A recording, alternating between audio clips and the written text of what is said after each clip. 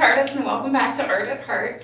It's Brianna. This is a crafting and DIY channel if you're new here. So today we're going to be crafting a post-apocalyptic dress, and solely made out of trash bags. Well, I shouldn't say solely, but mostly made out of trash bags. And I'm going to show you an awesome photo shoot that I did with it at this old abandoned amusement park. So I wanted to show you guys what this park looked like in its heyday versus now. So this footage was taken in the 1960s, and this is what the Ferris wheel looked like then. And here's what it looks like today. You can see us getting ready. My friend actually scaled to the top, which was pretty crazy. And here are some of the shots we got with the post-apocalyptic dress. One of the other rides that wasn't demolished was this one, which is called the Tumblebugs, which honestly, when we saw them, I thought they were a teacup ride. I had never heard of a tumblebug. Also, side note, this is not my footage. I actually scoured YouTube and found this, and there's a link in the description below just in case you are intrigued by this and want to learn more about the park. I was honestly really sad that there wasn't more stuff standing. A couple of years ago, apparently there was more, but recently more of it got demolished. Here are some of the super cool shots we got. As you can see, the tumblebugs are not the same color they used to be. To start off the crafting process, you will need your design. This is mine. I ended up changing out some of the materials. Next, you'll need to take a ribbon, string, or a piece of elastic. I chose elastic. And tie that around your model or mannequin's waist. If you don't have a mannequin, I highly recommend making one, and I will link some YouTube tutorials in the description below. Next, you'll need duct tape and, of course, garbage bags.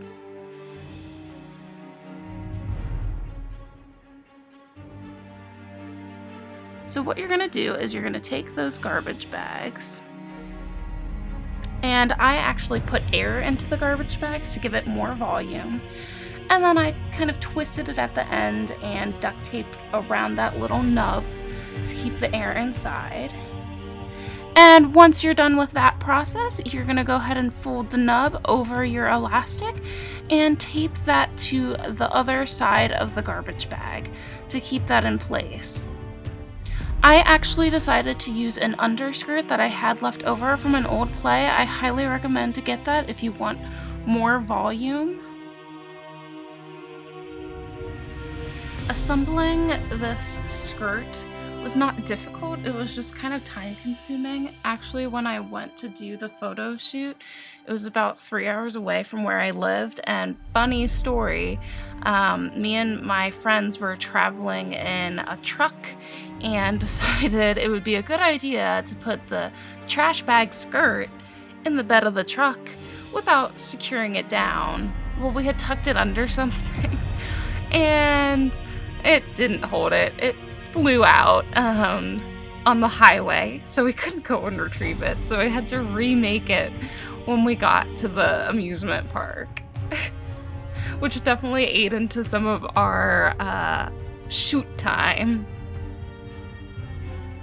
So if for some reason you're traveling with this skirt, make sure that it's A, either on you, or B, inside the car, or even C, tied down. But of course I wasn't that smart.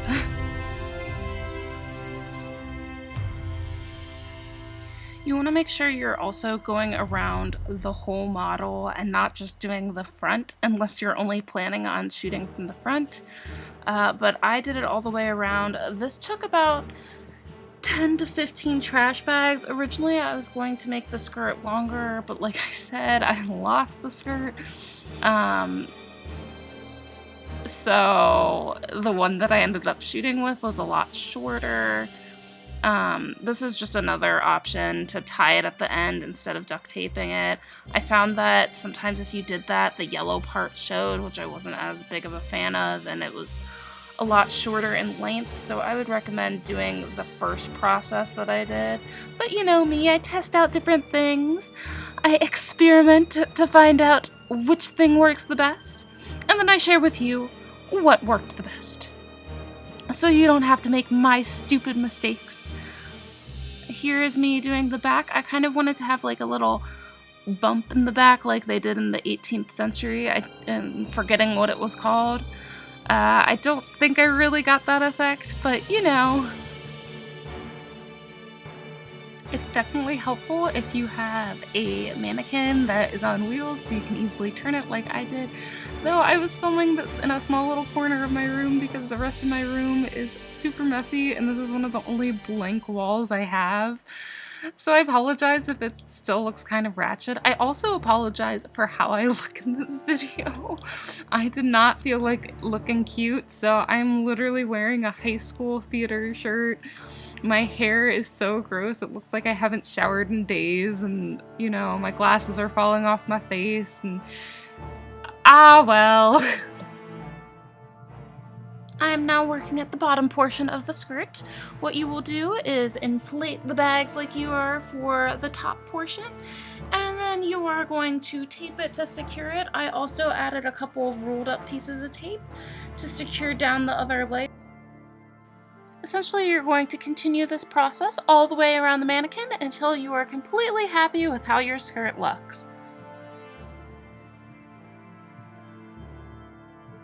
Next, you're going to grab your EVA foam. My thickness was 5 millimeters, so I would recommend using something similar to that. I wouldn't recommend going thinner, especially for the belt. Got lucky, I actually happened to have a belt that was a similar shape to what I was looking for, so I went ahead and traced that and added my own elements. Now guys, I am going to be posting a template for the belt and a few of the other accessories, so you don't have to worry about figuring out the shapes and things for that. Once you have finished tracing the design, you are going to cut out that belt. And this can be loosely cut. You can always go back and trim it up later.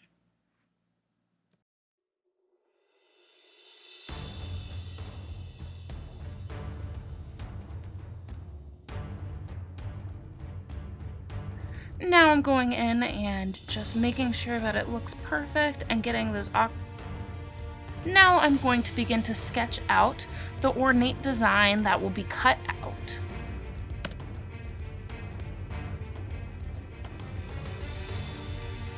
Once again, this is going to be part of the design that I am going to upload, so you don't have to worry about figuring out how to sketch it out yourself.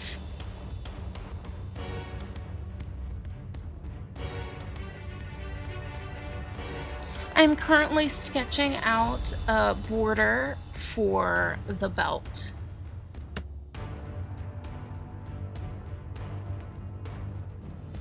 If you want it to be real precise, you can use a ruler or a straight edge. I wasn't too worried about being that precise. Make sure you create the outline all the way around the belt, not just at the centerpiece.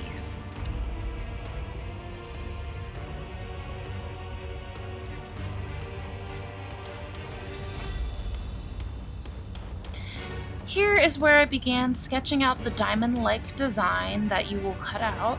Once again, this is going to be on the template that I will provide you, but I highly recommend for you to think up your own design and maybe go with that. The diamond-like shape retracts as you get closer to the bottom of the belt. And for each diamond that you add on, you want to make sure that the outermost corners connect.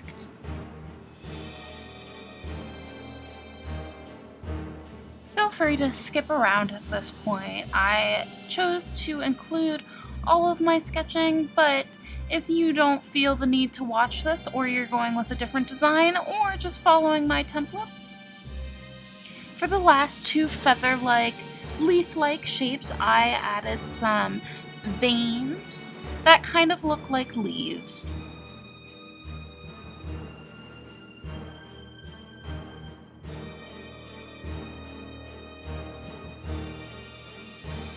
I also added some triangles on the side with little triangles inside to kind of give it some extra pizzazz. When it comes to cutting out the shapes, I highly recommend to go in at an angle and make multiple incisions while cutting. Originally, I was not planning on cutting out so you could see all the way through, but it ended up looking messy when I left some of the EVA foam. So ultimately, later on, I decided to cut all the way through. Also, I used a box cutter and an exacto blade. As you can see right here, I'm cleaning it up with the exacto blade. Once again, it didn't really look too clean, so I ended up cutting all the way through later. But I would go ahead and skip this process of trying to clean it up and just go ahead and cut all the way through. Unless you decide you like that look and that's what you want to go for. Another thing I didn't ultimately do with my belt, but is an option, is to spray paint it. This stuff holds spray paint really well. I actually made a Wonder Woman costume solely out of EVA foam, and the spray paint is still super intact. Also, side note, the Plague Doctor mask that I used as part of the costume, I was originally going to make that and I just ran out of time, guys. So I bought one on Amazon and it's really great quality. I think I only spent $15. I will also link that in the description below, but once again, get creative. You can make your own mask. Originally, I had designed a couple of masks, but I decided that the Plague Doctor was really what I wanted to go with the coronavirus happening. I just thought it was very fitting. But there's different styles of Plague Doctor masks, and you can just do whatever your heart desires.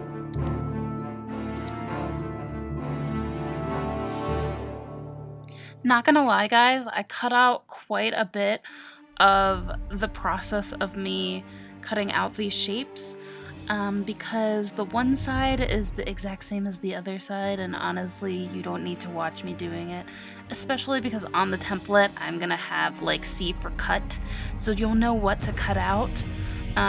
But you know, this being a YouTube tutorial video, I felt like I needed to show at least some part of it. But yeah, I know, cool story, right?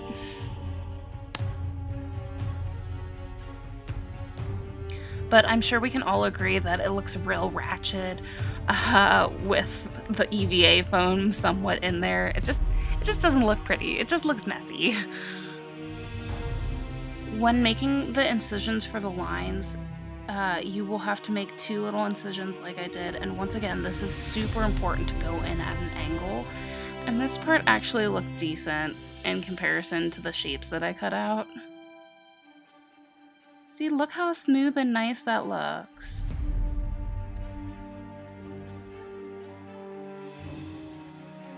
And then you follow that same process for all the other lines that you can see me doing currently.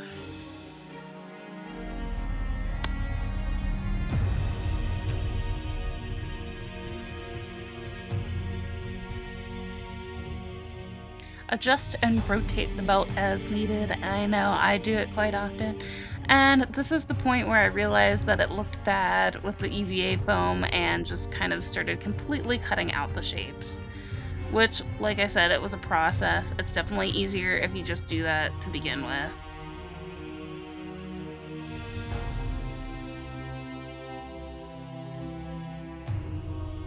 The box cutter knife is preferable for the bigger cuts.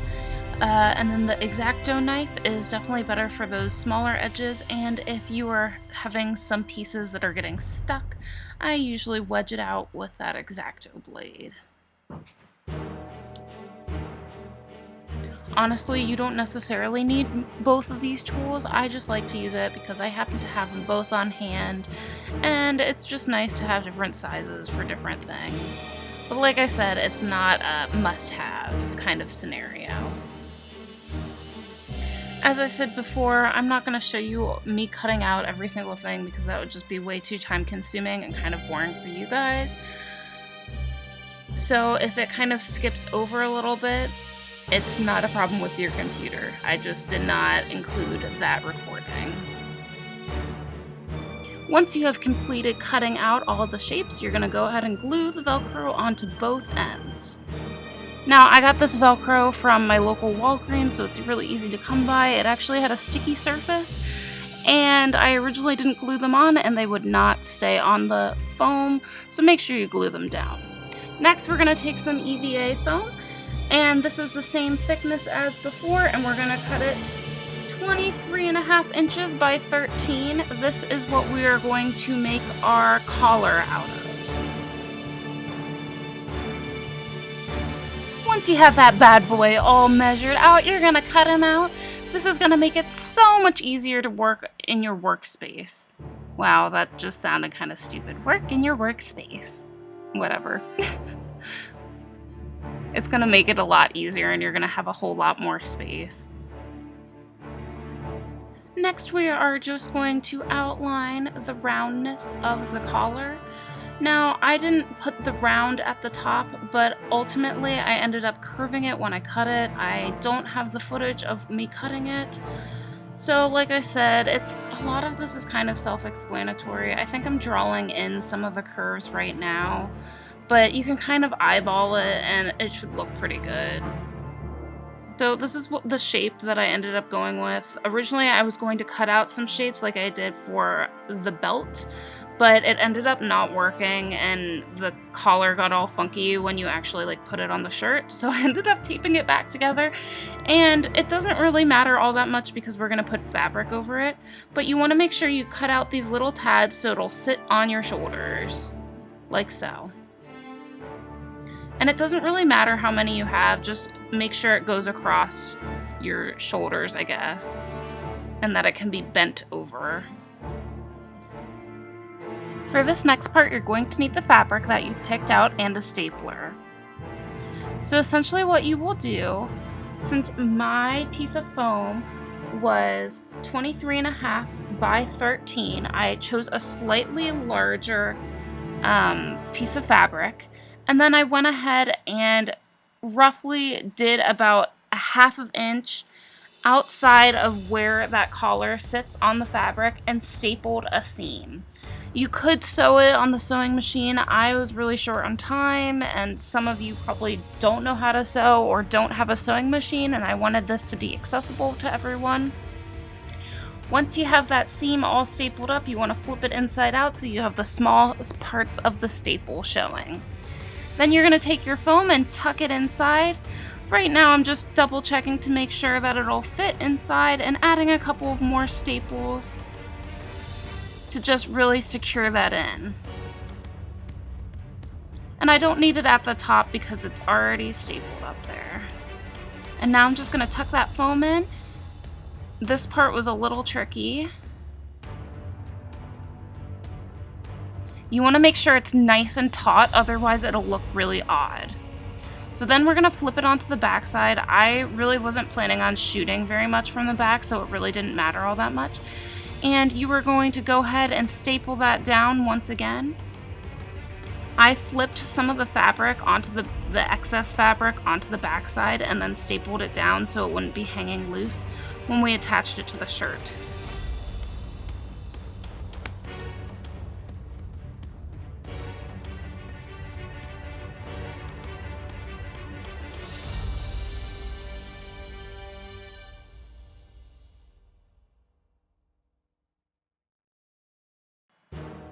So this is roughly what it should look like. If this isn't exactly what yours looks like, that's okay. Like I said, this was a really rough design. You want to make sure those tabs you can still use, even with the stapled fabric. Now it's time to grab those t-shirts. I got mine off of Amazon for about $10. The sleeves were already cut off because I actually used this for my Bellatrix costume a few years ago. And I actually sewed the sleeves onto another dress. You can see the image in the corner here. Next, you are going to take your t-shirt and essentially just pin your collar to it. I think I used 3 or 4 pins. You could also sew this on depending on how permanent you wanted it to be. I kind of wanted to be able to use the EVA foam for other projects in the future and was only planning on really using this collar for this one shoot. So I decided to go with the more temporary version with pins.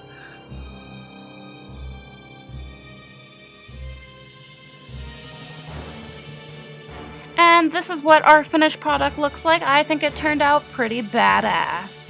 I'd love to hear your guys' thoughts. Make sure you leave some comments below. Thanks so much for watching. If you enjoyed this video, give me some thumbs up. If you want to see more, hit that subscribe button, and please leave me some comments. Tell me your critiques, tell me your positive outlooks, and until next time, this is Brianna, signing off.